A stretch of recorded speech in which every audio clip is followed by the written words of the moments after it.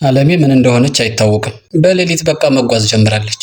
ድንገት በጨለማ ትሁት ክፍል ተገኘች። ትሁት ደንግጣ ተነሳችና ምነው አለሜ ምን ሆንሽ ብላ ስትጠይቃት፣ አለሜ ግን ምንም አይነት የድንጋጤ ስሜት አላሳየቻትም። ደህና ነኝ፣ በሰላም ነው። እሺ ምን ተፈጠረ? ምን ልታዘዝ ስትላት ደግሞ በቃ ተኝ፣ ችግር የለም ነገ እናወራለን ብላ ምንም እንዳልተፈጠረ ወጥታ ሄደች። በአጋጣሚ ናቲ ውሃ ሽንት ለመጠቀም ይሁን ውሃ ለመጠጣት ተነስቶ ነበር። እሱም በድንገት አለሜ ከትሁት ክፍል ስትወጣ ሲያይ ደነገጠ። ድንጋጤው በጣም ከባድ ከመሆኑ አኳያ ምን ያስደነግጣል? ሰይጣን መስላለሁ እስከ ማለት ደረሰች አለሜ። አለሜ ግን ምን ሆና ነው? ምን ሆነሽ ነው ሲላት ድንገት በጨለማ መምጣቷን ረስታ ወይም እንዲያውቅባት አልፈለገችም። አብረን ስንጫወት ቆይተን መሸ፣ ለዛ ነው እዚህ የቆየሁት ብለው በቃ ድናድር ብለው ሄደች። እሱም በጣም እየተገረመ ሄደ። በበነጋው ሁኔታው እያማራት አይደለም ትሁትና አለሜ ግን ሰላም ነች ትለዋለች አባባን።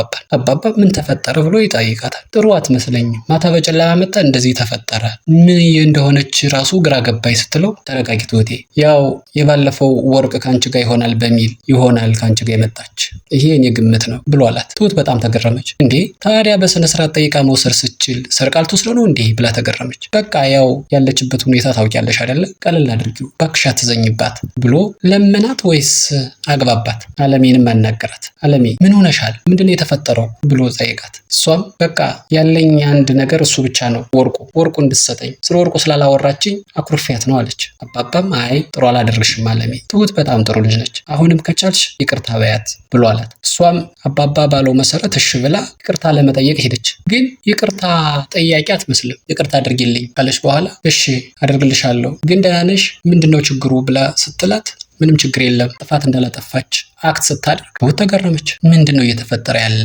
እያለች አባባ ናቲ ትሁት ከፍቷት ሲያይ ቀርቦ አጽናናት። እባክሽን ትሁቴ አትዘኝ፣ በቃ አለሜ ያለችበት ሁኔታ ጥሩ አይደለም፣ መጀመሪያ እኮ እንደዚህ አይነት ባህሪ ያልነበራት፣ እባክሽን ተረጃት፣ ቀለል አድርጊያት፣ አይክፋሽ እያለ ያጽናናታል። ትሁትም ኧረ ምንም አይደለም ብዙ አትጨነቅ፣ እኔ አልተቀየምኳትም እያለችው፣ በዚህ መሀል ላይ ኖርማል አሁን በፊት አለሜ የነበረች ክፍሏ ድረስ ሄዳ በማታ ያስደነገጠቻት፣ አጋጣሚ አለሜ ደግሞ ሳሎን ተኝታ ባለበት ሰዓት ትሁት መጣች። ትሁት ስትመጣ አለሜ ደነገጠች። አለሜ ያሰበችው ያኔ በማታ ሄዳ ያስደነገጠቻት ስለሆነ ምላሽ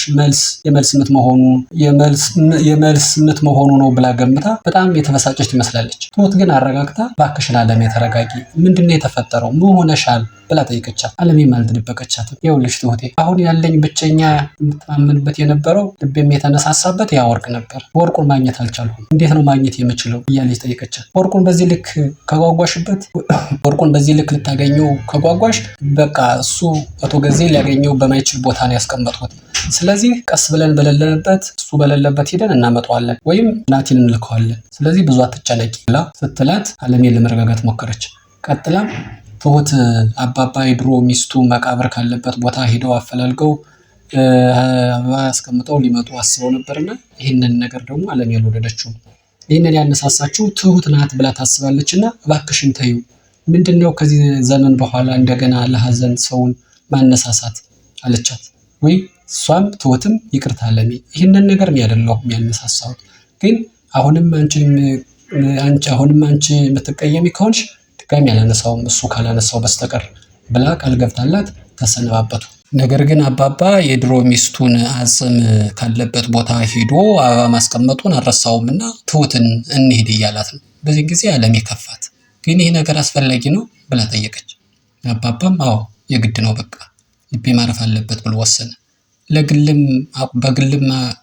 አባባን በግልም አናገረችው። አይሆንም የግድ ነው፣ በቃ ተጀምሯል ማለቅ አለበት ብሎ አባባ ተጀምሯል ማለቅ አለበት አለ። አለሜም በዚህ ውሳኔ ከፍቷታል፣ ደስ አላላትም። በቃ ካላችሁን ብላ ጥላው ገባች። ትሁትና አባባ የአባባን የድሮ ሚስት አጽም ያረፈበትን ቦታ ለመፈለግ ተያይዘው ወጥተዋል። በቃ ያልጠየቁት ሰው የለም፣ ያላካለሉት ቦታ የለም። ፈለጉ ግን ሊያገኙት አልቻሉ። አባባ ተስፋ የቆረጠ ይመስላል። ትሁት ታጽናናዋለች።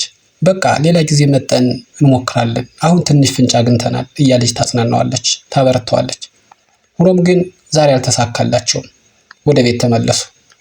አለሜና ናቲ ደግሞ በየግላቸው አለሜ የድሮ ባሏን አቶ ገዜን ለማሳሰርና ንብረቷን ለማስመለስ ውሏ ከጠበቃ ጋር ሆኗል። እንግዲህ አቶ ገዜን ሊያሳስር የሚችል መረጃ እየተመላለሰች አቶ ገዜ የሰራውን ወንጀል በሙሉ የሚያሳይ በቪዲዮም ሆነ በሰነድ የተደገፈ መረጃ ለጠበቃዋ እየሰጠችው ነው። ጠበቃው እንግዲህ እኔ ንጹህ ነኝ ታማኝ ነኝ እያለ እየፎከረ ነው። አለሜ ከአሁን በፊት የገጠማትን በሙሉ እያነሳች ታማኝ ሰው ጠፋ እያለች ስትነግረው ይሄ ያጋጥማል በስራ አሁን ግን ስጋት አይግባሽ ብሎ ልቧን በደስታ ሞልቶታል። እናም አቶ ገዜን ማሳሰር ብቻ ሳይሆን ወደ ቤት የተላለፈውን ገንዘብ በሙሉ ሊያስመልስላት እንደሚችል ቃል ገብቶላታል። በጣም ደስ ብሏታል። ይህንን ለናቲም ነግረዋለች። ናቲም እንኳን ደስ ያለሽ እናቴ ብሏታል። እነ አባባና ትሁት ሲመለሱም ይህንን ነገር ነገረቻቸው። ትሁትን ፊት ስታይ አለሜ ደስ ያላት አልመሰላት። ምክንያቱም ያ ብር ቤት የወሰደችው ብር እህቷን ህይወትን ለማሳከም እንደሆነ ታውቃለች እና ሙሉ በሙሉ የምታስመልስ ከሆነ እንዴት ሊሆን ነው ነገሩ ብላ የጨነቃት ትመስላለች። አለሜም ይህንን እየተረዳች ትመስላለች። እንግዲህ ምን ማድረግ ይቻላል? ሁሉን በአንዴ ማስደሰት አይቻልም። አይዞች ትሁት ብላ በለዘብታ ሳቅ ብላ አለፈችው። ትሁትም እንዴ አለሜ ያንቺ ደስታ እኮ የኔ ደስታ ነው። አንቺ ፍትህ እንድታገኝ እኮ ሁሌም እመኛለሁ። እባክሽ እንደዚህ አትበይኝ። እንደዚህ ስለሆንሽ ደግሞ አስመልሳለሁ ብሩን አስመልስልሻለሁ ስላለሽም እንኳን ደስ ያለሽ አለቻት። ግን አለሜና ትሁት እንደተቃቃሩ ናቸው። ልብ ለልብ አልተገናኙ ነበረ። እንግዲህ የሚታወቅ ነው የአለሜና የትሁት ጓደኝነት የነበረው ሁኔታ። እንግዲህ በመጨረሻም ደግሞ ሌላ አለሜ ልቧ ተሰቅሎ ያለበት ጉዳይ የወርቁ ጉዳይ ነው። ሀብሉን ለመፈለግ ቤት ድረስ ሂደው እንግዲህ አለሜ ናቲን ይዛ ቤት ሄዳለች። አቶ ገዜ ጋር ያልፈተሹት ያልበረበሩት ነገር የለም። ሙሉን ነገር ፈተሹት። በመጨረሻም ተሳካላቸው። አለሜ ከቁም ሳጥኑ ላይ ያንን የወርቅ ሀብል አገኘችው። በጣም ደስ ብሏት ለናቲ እያሳየችው እያለ እኛም ካሁን ሰው መጣ እያለ ስንፈራ ነበር። እንደፈራ ነው። ልክ ወርቁን ካገኙት በኋላ ሁለቱም ደስታቸውን ሳይጨርሱ በሩ ተንኳኳ። በሩ ላይ በሩን ያንኳኳው ሰው ማን እንደሆነ ሳይታወቅ የዛሬው ዝግጅት አለቀ። እንግዲህ የዛሬው ዝግጅት እስከዚህ ድረስ ነበረ። በቀጣዩን ክፍል ይዘን የምንቀርብ ይሆናል። እስከዚያው ድረስ መልካሙ ነገር ሁሉ ከእናንተ ጋር ይሁን። ሰላም።